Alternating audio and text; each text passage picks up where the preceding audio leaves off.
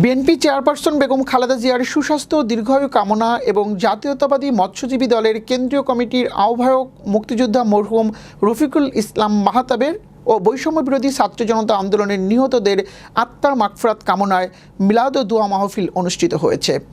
শুক্রবার রাতে ১ নম্বরে তোফখানা রোডে মিরপুর থানা মৎস্যজীবী দলের আয়োজনে মিরপুর থানা মৎস্যজীবী দলের সভাপতি আরিফুল ইসলাম রিপনের সভাপতিত্বে এ দোয়া মাহফিল অনুষ্ঠিত হয়। অনুষ্ঠানে প্রধান অতিথি হিসাবে উপস্থিত ছিলেন ঢাকা উত্তরের মৎস্যজীবী দলের আহ্বায়ক আমির হোসেন। বিশেষ অতিথি ছিলেন মিরপুর থানা বিএনপির ভারপ্রাপ্ত আহ্বায়ক আব্দুল বাশার। শুভেচ্ছা বক্তব্য রাখেন ঢাকা মহানগর উত্তর মৎস্যজীবী দলের সদস্য সচিব বাকিবিল্লাহ।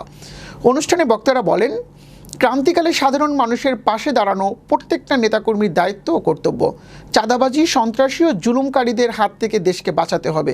সাধারণ মানুষ জুলুমকারীদের পছন্দ করে না, তাই সকলকে সজাগ থাকার আহ্বান জানানো হয়।